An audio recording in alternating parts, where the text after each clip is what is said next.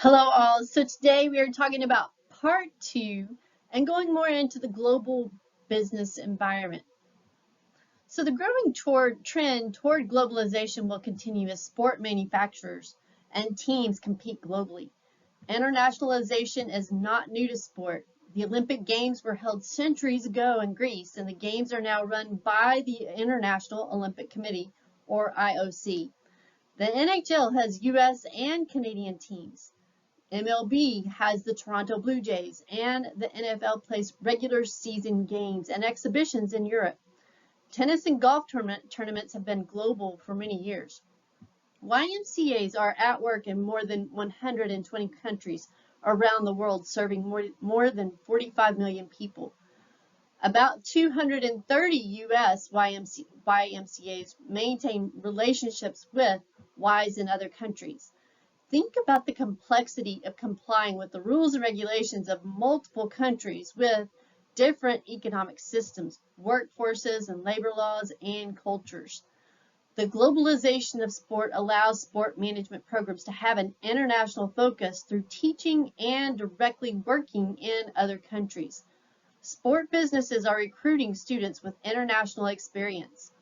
American and other global athletes and sport management graduates are going abroad to play and work for professional teams. So in every country where sport organizations compete, they have different external factors: the fans and customers, suppliers, athletes and workers, the team owners and shareholders, society and activists, the technology, the sport regulation and governments, as well as the economy and competition. The internal factors are, again, mission and objective, structure, resources, systems, process, and management. That feedback moves between external and internal factors. Although many of the same sports are played around the world, how they are regulated and managed varies greatly. Organizations that help coordinate global sport include the International Sport Management Alliance, which in turn includes the North American Society for Sport Management, or NASM, the European Association for Sport Management, the Sport Management Association of Australia and New Zealand, the Fédération Internationale de Football Association, or FIFA, and the IOC, to name a few. A multinational corporation, or MNC, has significant operations in more than one country, including Gold's Gym, Nike, and YMCAs. Sport businesses go global in 6 ways: by global sourcing, importing and exporting, licensing and contracting, engaging in joint ventures, and making direct investment. In figure 2.4 here, you see the 6 approaches are mapped by cost and risk and by whether they tend to be the strategy of international businesses or that of MNCs. Global sourcing is the use of worldwide resources for inputs and transformation. Other terms include outsourcing and offshoring, and global sourcing will continue to increase. The difference between domestic managers and global managers lies in whether they look for the best deals on inputs and where they think inputs can be most advantageously transformed into outputs. Some U.S. colleges and most professional teams don't just search for talent in the United States. They scout all over the world looking for the best athletes. You'll see that on our tennis team. We have a lot of international students there. Importing and exporting. With importing, domestic firms buy products from other countries and sell them as is. They are not part of their products. That's outsourcing at home. U.S. retailers must thus import Adidas, which is based in Germany, sneakers in order to sell them. With exporting, domestic firms sell their products to buyers in other countries. Companies like Spalding export their products to almost every country in the world, and professional sports teams sell their team products globally as well. Under licensing agreement, one company allows another to use its intellectual assets, such as brand name, trademarks, technology, patents, or copyrights. For a fee, Disney allows companies around the world to make all kinds of products using the ESPN brand, and so do professional sports teams. And franchising, the franchisor license the entire business to the franchisee for a fee and a share of its ongoing revenue. The franchisor provides help such as its trademark, equipment, materials, training, managerial and operational guidelines, and advertising to the franchisee. With global contract manufacturing, a company hires a firm in another country to manufacture the goods, but the company retains the marketing process. Nike uses this approach, but it does not own any manufacturing facilities. Contract manufacturers make products for Nike, and Nike sells them in retail stores and online globally. Virtually every professional sports team contracts its merchandise. There is also management contracting. For example, the Hilton manages not only hotels, but also resorts for other companies that focus on recreation and sport all over the world for a fee. GLOBE is the acronym for Global Leadership and Organizational Behavior Effectiveness. GLOBE is an ongoing cross-cultural project to compare leadership and national culture. The GLOBE research team used data from 62 countries and identified 9 dimensions in which national cultures are either similar or different. Here you see the table 2.1 for a list of the dimensions with examples of country ratings. Based on GLOBE, there are major cultural differences, especially between Eastern and Western cultures. Those sport organizations need to manage differently in various countries based on the culture. Have you heard the expression, think globally but act locally? A joint venture is created when firms share ownership or partnership of a new enterprise. IMG and Mandalay Sports Media entered into a joint venture that will see the two companies work together to develop, finance, and produce sport-focused feature films. They plan to produce 10 sport-related films for distribution to streaming platforms and traditional movie theaters. IMG will provide access to athletes, while Mandalay will add its skills in media services to produce the films. A strategic alliance is a partnership sharing resources that usually does not create a new company. The companies remain separate and share resources to sell products in other countries, to develop new or improved products, or to build and share production facilities and sports stadiums. Does your college have a study abroad program, Strategic Alliance? We actually do have some study abroad programs.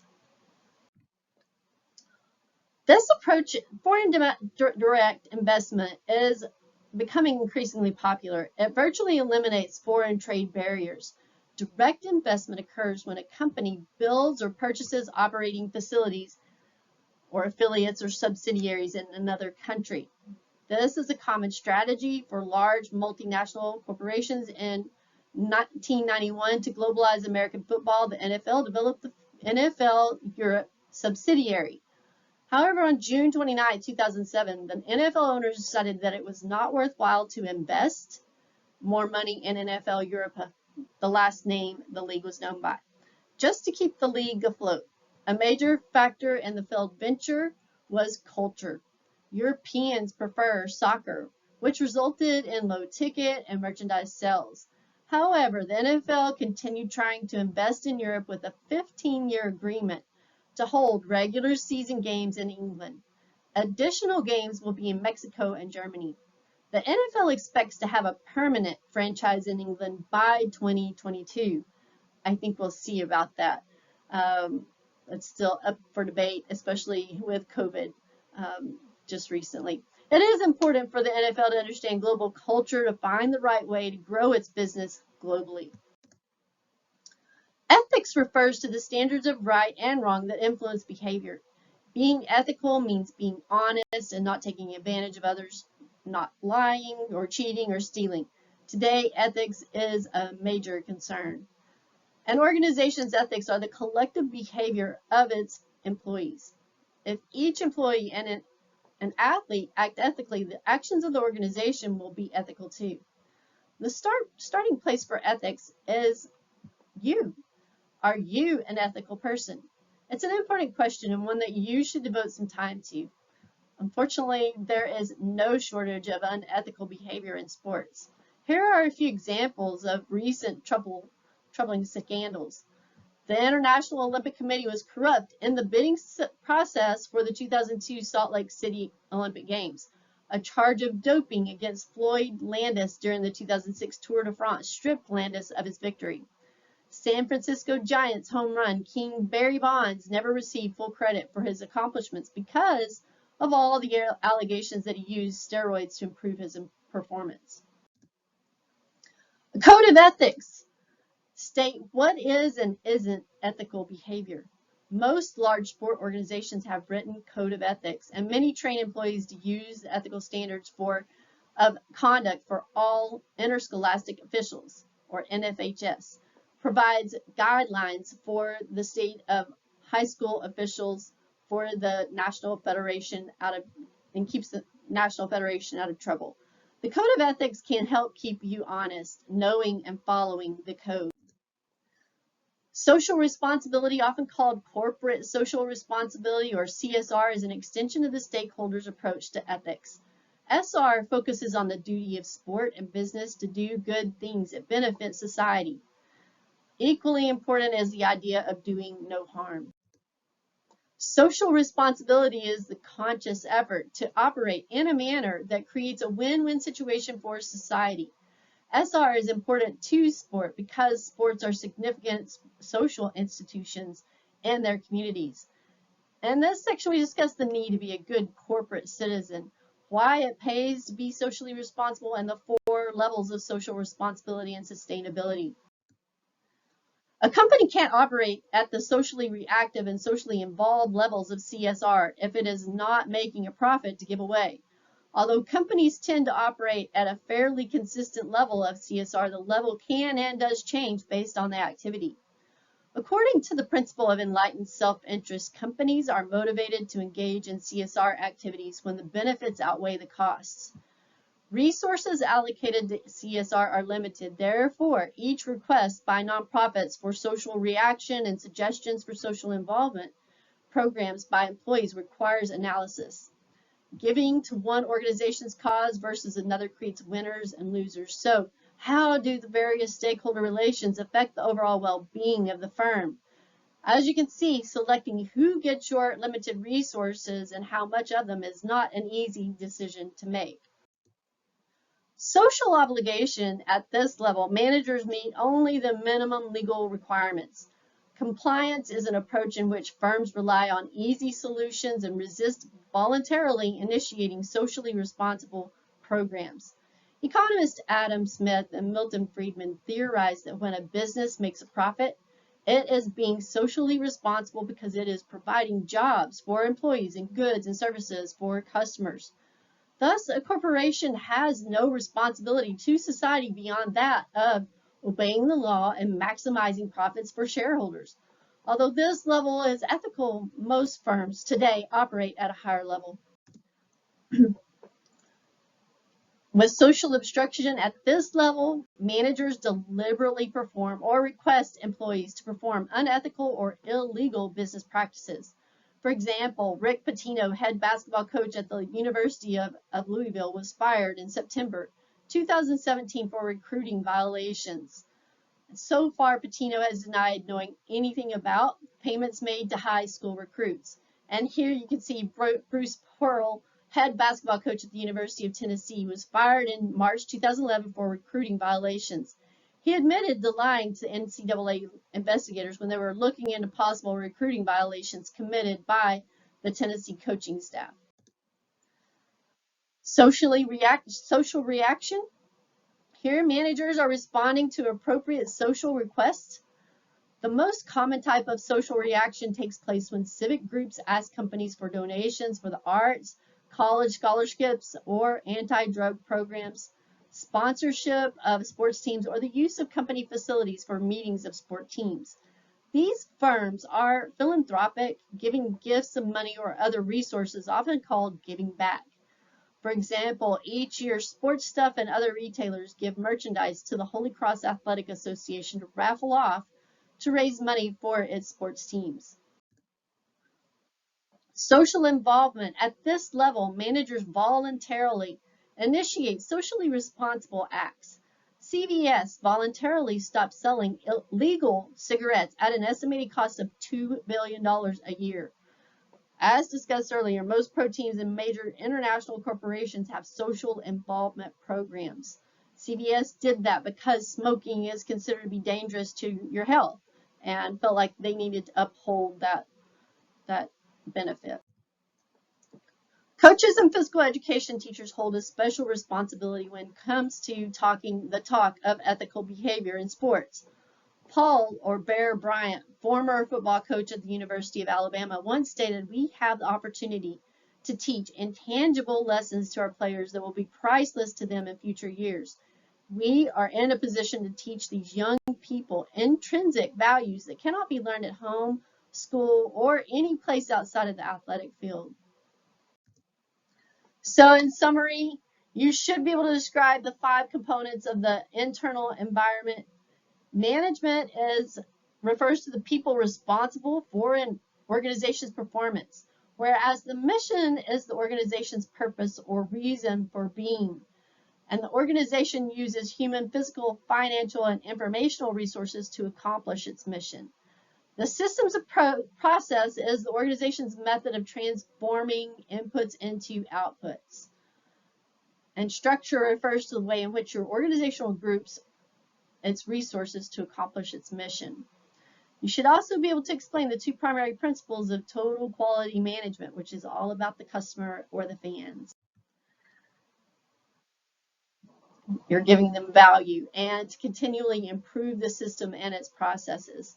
To be successful, businesses must continually offer value to attract and retain customers. Without your customers, you don't have a business. You should be able to explain how factors in the external environment affect the internal business environment now.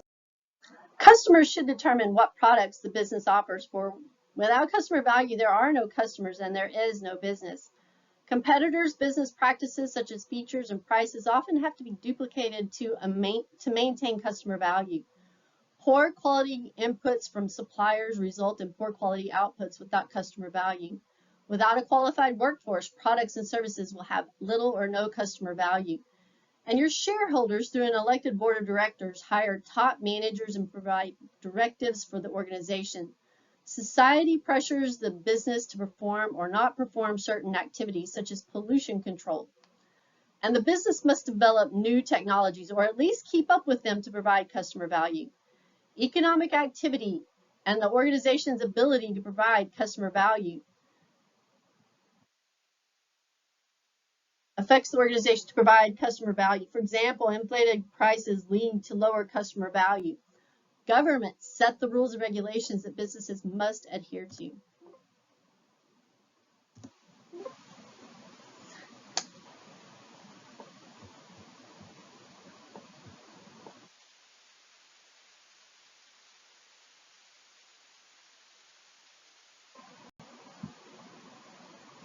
And that is all we have for today. I thank you for joining me, and I look forward to talking with you soon. Have a great day.